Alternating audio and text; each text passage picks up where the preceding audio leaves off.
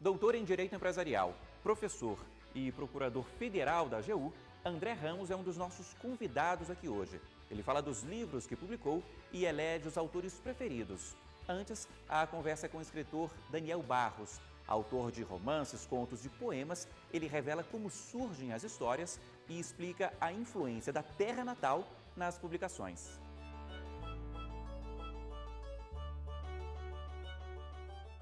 Alagoano e engenheiro agrônomo, Daniel é policial civil há 18 anos. Tem 3 romances publicados, além de contos e poemas distribuídos em antologias.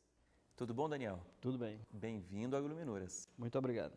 Bom, você é de Alagoas, é de Maceió, capital de Alagoas, e eu sei que essa cultura influencia nos seus livros, nos seus contos, nos seus romances. Mas de que forma? Sem dúvida alguma. É como tem uma frase de Tolstói que ele diz que se queres ser universal, escreve sobre a tua aldeia, né? É justamente isso, é o conhecimento que você tem, a influência cultural da região, o convívio com as pessoas, a experiência e o conhecimento que você adquire no decorrer da sua vida. Então fica muito mais fácil você escrever sobre aquilo que você conhece, aquilo que você convive, do que você criar um cenário hipotético em que você não convive. Você está aqui em Brasília há 18 anos. 18 anos eu estou aqui em Brasília também já faz parte? Brasília faz parte tanto do... O meu segundo livro, ele é ambientado aqui em Brasília. Agora, antes de falar sobre os seus livros aqui especificamente, você tem 3 romances, contos e poemas publicados. Eu gostaria de saber aqui como é que começou essa sua experiência com a leitura. Você lembra quando despertou em você esse gosto pela leitura? Na realidade, eu sempre gostei muito de ler, e esse é o fundamento, né, do escritor. O escritor que não gosta de ler é complicado, né? Mas escrever eu comecei como a maioria dos escritores, né? Nos periódicos da escola, na universidade, em revistas acadêmicas, em revistas literárias. Esse foi o início da minha escrita. Publiquei um pouco mais tarde, já publiquei em 2011, foi o meu primeiro livro, mas escrevo já desde a adolescência, influenciado justamente pela leitura, né? Eu sempre gostei muito de ler. Você começou pelos contos? Não, eu comecei escrevendo alguns contos, sim, mas a minha primeira publicação já foi um romance, não foram contos, não. E hoje, você tem contos publicados, romances publicados. Qual é a principal diferença na hora de escrever, na hora de surgir a ideia de colocar no papel um conto e um romance? Eu acho que o conto, para mim, ele serve muito como um exercício para a prosa, né? Para a literatura, para o romance. Porque o romance você tem que ter mais fôlego, né? Aquela inspiração maior. O conto serve muito como um exercício, no meu caso, como um exercício para os romances. Você falava aí em inspiração. Você tem também escritores, autores preferidos que te inspiram? Sem dúvida, sem dúvida. Tem os escritores que mais me influenciaram na literatura são muitos, mas os principais é Jorge Amado. Eu sou apaixonado por Jorge Amado. Eu acho que é um grande escritor, um escritor popular. Quando eu digo popular, não que seja lido pela população em geral, mas é um escritor popular, tem uma linguagem popular. Hemingway, para mim, um dos maiores escritores do mundo dentro desse momento contemporâneo. E como não poderia deixar, né, de ser influenciado pelos meus conterrâneos, né, Graciliano Ramos e Ledo Ivo, né, que é conhecido como poeta, mas também tem romances muito bons, né. Agora, tem traços deles na sua escrita, na sua publicação, você identifica isso? De Hemingway e de Jorge Amado tem muito, porque eu sou muito descritivo. Então, eu acho que até que o meu livro seria interessante ser traduzido para o Braille, porque eu prezo pela descrição do gosto, do sabor, ao ponto de que teve no meu último romance, Mar de Pedras, um colega que leu o meu livro me ligou e disse: rapaz, eu fiquei com tanta vontade de comer agulhinha que eu fui comprar agulhinha, porque eu faço a descrição do preparo, de como ela fez, até mesmo tento descrever o sabor. E isso é uma influência tanto de Jorge Amado, né, como de Hemingway, né? Hemingway tinha essa descrição muito forte, né? Bom, vou puxar aqui seus livros, vou começar pelos romances. O primeiro é esse aqui, publicado em 2011, O Sorriso da Cachorra. O que você conta aqui, Daniel? O Sorriso da Cachorra é um livro que ele conta a história de 2 adolescentes, se conhecem na escola e se apaixonam. E vivem toda aquela contradição, aquelas dificuldades de uma paixão adolescente.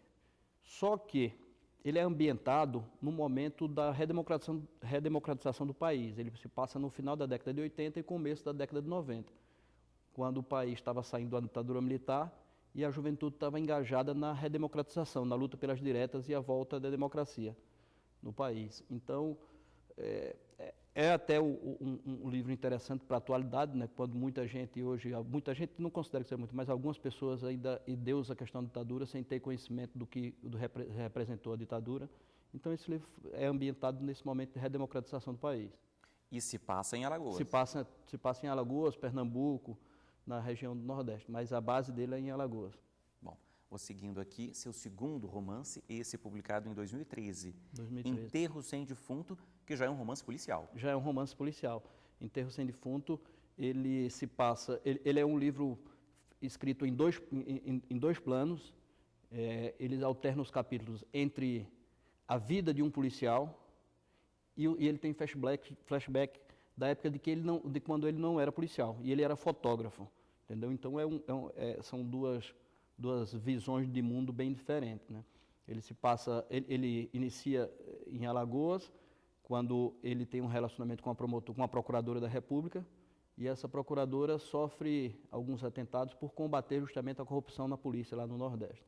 E tem que sair, e eles acabam se desencontrando na vida, e ele passa um tempo como fotógrafo, ele é convidado para trabalhar em Cuba, ele passa um tempo em Cuba fotografando, e ela tem que sair de Alagoas por combater o crime organizado, a gangue fardada, que na realidade existiu isso, mas não como está no livro, né? Alagoas teve um período em que teve um grupo de policiais que comandavam o crime organizado lá.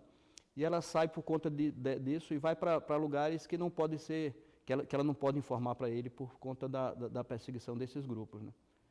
E é um romance, e ele em Brasília, ele é policial da entorpecente e tem toda a dificuldade de trabalhar, não só por conta de combater o tráfico, que é algo muito forte no país, como também da ingerência política dentro da instituição policial, do qual ele faz parte. Agora, você é policial? Sim, há 18 policial. anos já. Foi fotógrafo? Fui fotógrafo. É um livro que tem inspiração aqui na sua própria vida? A tendência da gente, quando conhece o escritor, é achar que todos os livros são biográficos, né? Mas Jorge Amado dizia o seguinte: todos os meus personagens têm um pouquinho de mim e um pouquinho das pessoas que eu conheço. Então acaba não sendo biográfico, mas que você fala sobre o que você conhece, o que você pode ter visto, né? Aí a gente volta para a questão do Tolstói, né? Bom, agora o seu romance mais recente, Mar de Pedras, que é de 2015. 2015. Do ano passado. Sim. O que você tratou aqui? Vindo do Enterro Sem Defunto, que já é mais pesado, mais introspectivo, eu quis fazer um romance mais frugal. Então, o Mar de Pedra é meio sol de verão. É a história também de um fotógrafo que vive numa ilha paradisíaca no interior de Alagoas e que viaja muito para fazer trabalhos fotográficos fora do estado, mas sempre retorna à sua casa, que é numa ilha no interior de Alagoas, como eu falei, e que faz divisa com a vila de pescadores e as casas de veraneio dos poderosos, né? Dos ricos que só usam a praia para o final de semana. E ele acaba ele é muito ligado à comunidade de pescadores, e por ser muito ligado à comunidade de pescadores, ele causa um certo ciúme nos poderosos que temem que ele se torne político e seria um concorrente forte na questão política regional, né? E eu abordo também um tema muito interessante nesse livro, que é a questão da política no Brasil, que parece que é hereditária, né? E nesse livro fala isso, né? Fala a questão o cara é prefeito e vira deputado federal e passa a prefeitura para o filho, quase como se fosse hereditário, né? O filho é eleito prefeito, mas nem sequer ele mora na cidade, né? E isso não acontece só no Nordeste. Você vê no Brasil inteiro, a gente vê essa questão da herança política, que passa de pai para filho no Brasil. Bom, a gente falou aqui sobre os seus 3 romances e há também muitos contos e alguns poemas publicados. Fala pra gente dos contos agora. Eu estou aqui com um livro que você organizou, chama Os Bastidores do Crime, são contos policiais, que é a sua pegada, não é isso? Sim. Eu participei de algumas seleções nacionais de contos, de seleção de contos, e fui selecionado em algumas delas. Com isso surgiu o convite para fazer a organização desse livro, né? Por conta da minha militância na literatura policial, né?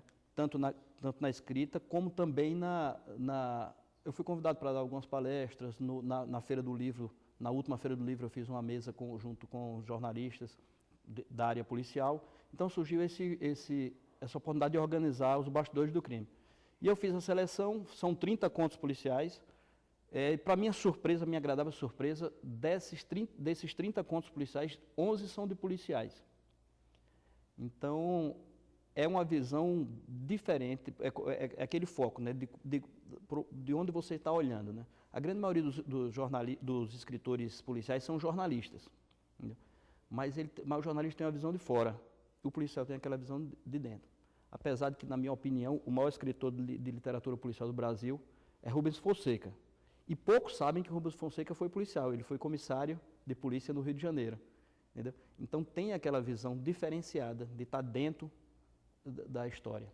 Agora, com esses 3 romances publicados, você continua escrevendo contos ou você usou os contos para saltar para os romances? Eu continuo escrevendo contos, eu acho que o conto para mim, serve muito como um exercício para a literatura, para os romances, não que seja de menor importância, de forma alguma, mas é uma forma de você condensar aquelas informações num espaço menor. Isso é um exercício muito bom para o escritor, né? Porque você dizer tudo que interessa, que tem que ser dito, no menor espaço de tempo, né? Seu último romance, 2015, já é o ano passado. Você lançou 2011, 13 e 15. 2017 vem um aí, né? Espero que sim. Eu já estou na fase de conclusão do livro. Eu volto para a literatura policial agora com Canto Escuro, que seria o título do próximo livro. Mas é um livro que eu busco mais o introspectivo dos personagens, aquele psicológico de cada personagem, entendeu? O sofrimento, a vivência daquele personagem dentro do meio. Já é um livro que eu aprofundo mais a questão do psicológico, dentro da literatura policial, e passa por uma literatura policial diferente do clássico, como também Enterro Sem Defunto, porque não é um livro de mistério. Nesse novo livro, eu vou falar sobre a questão da corrupção dentro dos órgãos públicos, a corrupção da política, a corrupção dos órgãos públicos, das licitações fraudulentas, que é bem atual porque está sendo muito bem divulgado agora. Mas sempre existiu, né, na história do nosso país essa corrupção dentro das licitações públicas. O ano que vem você volta, então? Espero que sim. Ok. Daniel, é isso. Muitíssimo obrigado pela sua participação aqui com a gente. Eu que agradeço a oportunidade. Bom, esse foi só o primeiro trecho aqui do Iluminuras. Depois do intervalo, a conversa continua. A gente fala mais sobre literatura, dessa vez com o professor e procurador federal da AGU, André Ramos. É um minutinho só, não saia daí. O Iluminuras já está de volta para conversar neste segundo bloco com o professor e procurador federal da AGU, André Ramos, aqui comigo. Obrigado pela presença, André. Eu que agradeço. Uma curiosidade para começar. Como é que surgiu esse seu interesse pelos livros, pela leitura? Eu sempre via muito em casa o meu pai ler muito, né? Meu pai tinha um gosto muito grande pela leitura. Ele era um apaixonado, um aficionado por automóveis, né? Chegou a colecionar carros e ele lia muito livros sobre isso. E a gente tinha na sala da gente espalhado muito livro sobre isso. Acho que ali eu acho que foi o meu primeiro contato, ainda muito criança, com livros, né? Talvez tenha facilitado, porque criança eram livros que tinham muitas figuras, muitas imagens.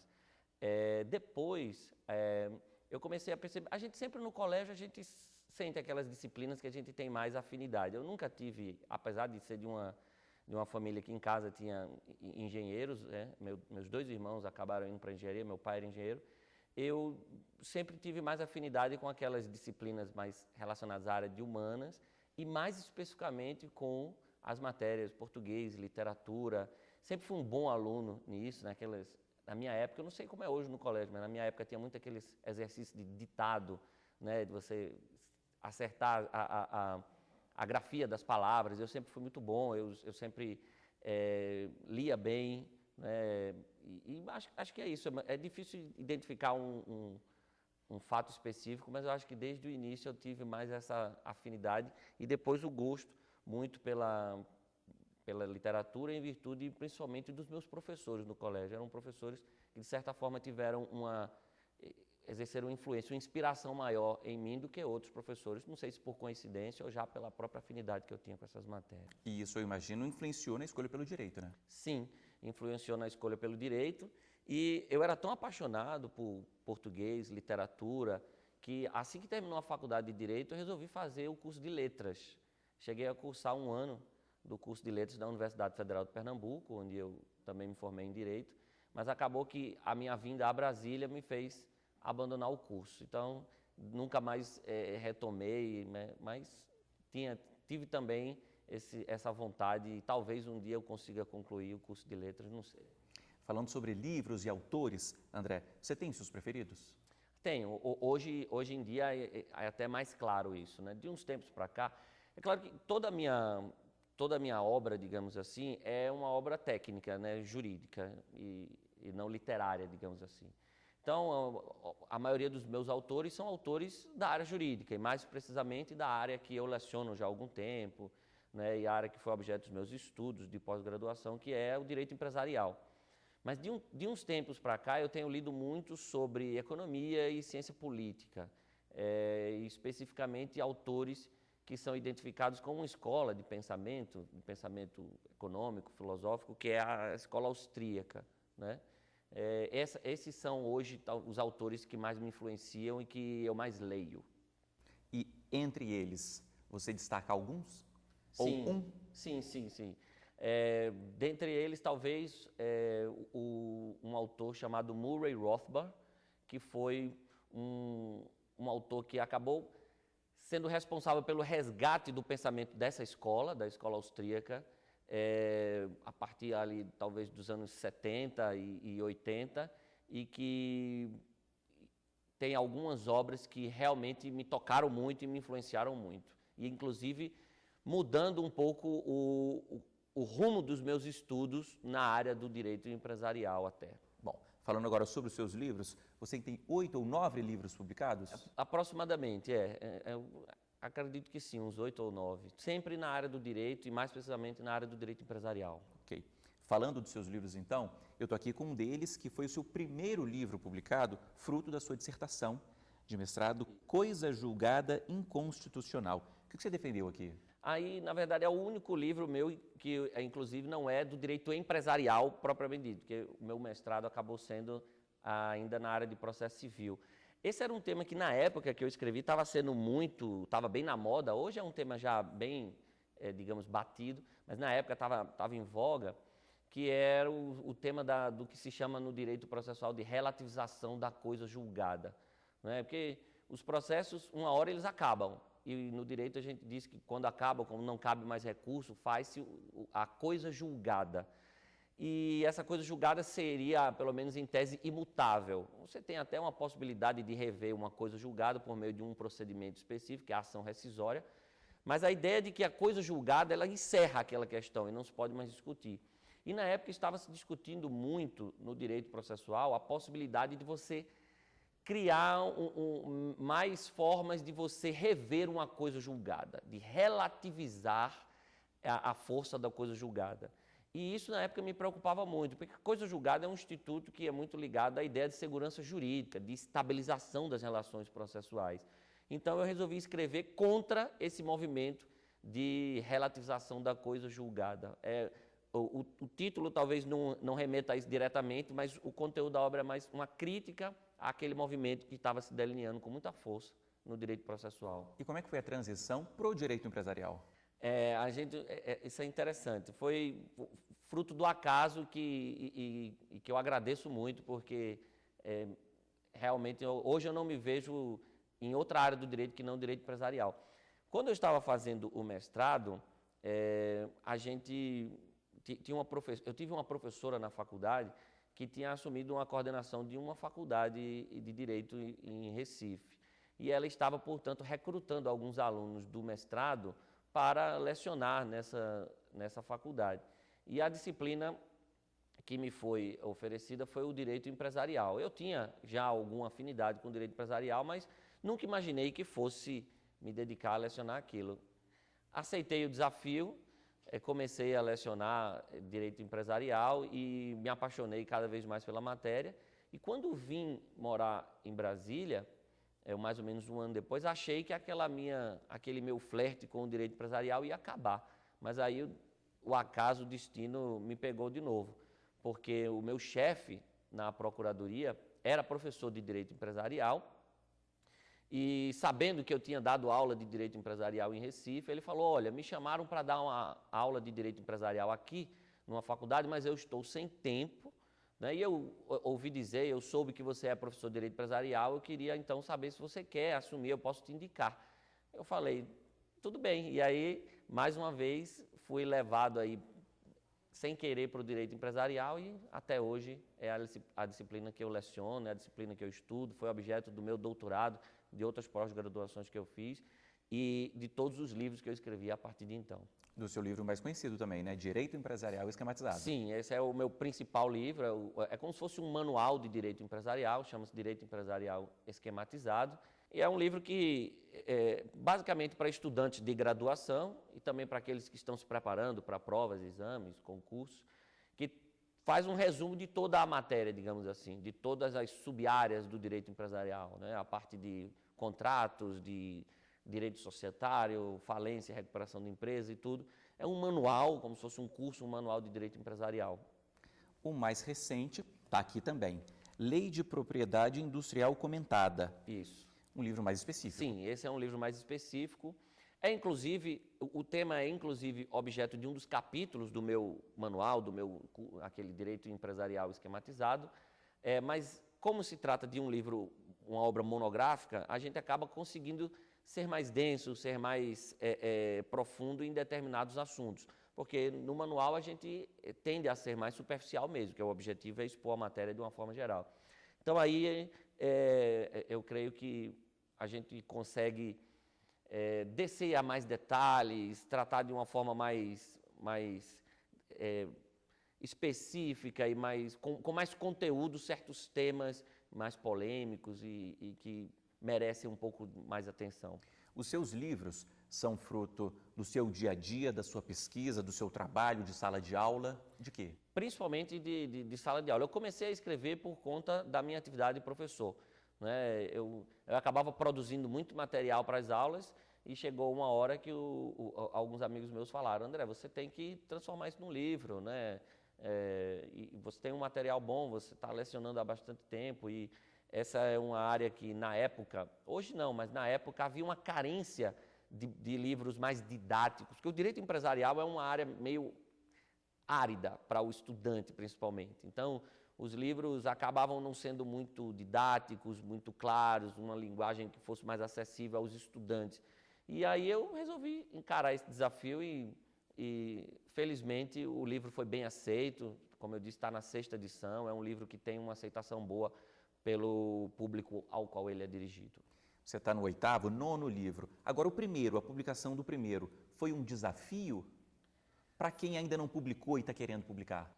Foi. Mas a questão é que acaba sendo um desafio não tão difícil, porque o desafio maior é terminar o mestrado. E como é a publicação da própria dissertação, a gente tem que fazer algum outro ajuste, né? Mas realmente escrever uma obra, no caso deve ser umas 200 páginas e tal, no início é um desafio. E você fica muito com medo, assim, depois que você publica, eu pelo menos fico, todo livro, isso acontece até hoje, você fica com medo nossa, será que eu coloquei alguma bobagem aí, ou será que eu coloquei algo de que eu vou me arrepender depois?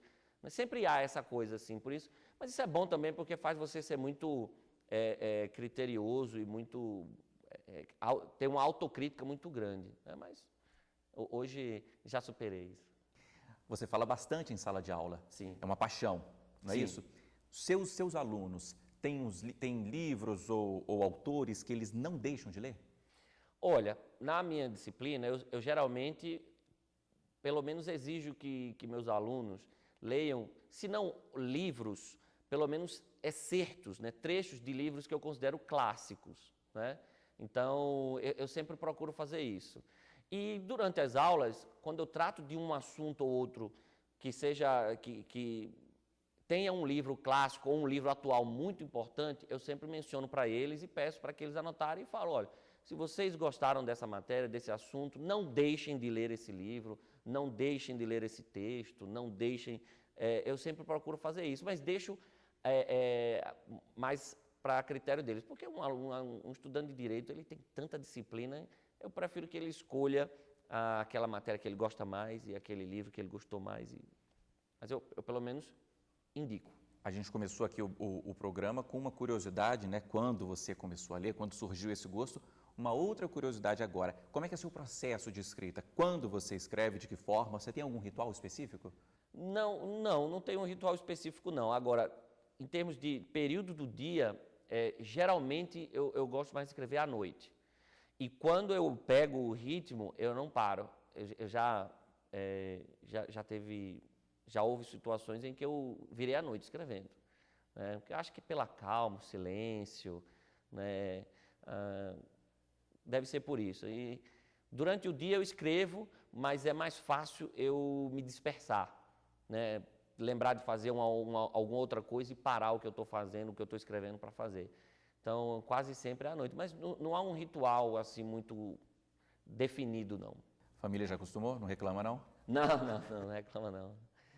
Às vezes, pelo fato de virar à noite, não dormir, a gente recebe uma reclamação da mulher, tudo, mas ela entende, ela sabe que é a minha paixão, ela sente orgulho e, portanto, há uma compreensão maior. Está liberado. Sim. É isso, André. Muito obrigado pelas suas informações, pelo conhecimento dividido aqui com a gente. Muito obrigado, eu que agradeço. Bom, e muito obrigado a você que nos acompanhou aqui hoje. O Iluminuras termina aqui, mas para rever esse e outros programas, basta acessar tvjustiça.jus.br. Até a semana que vem. Tchau.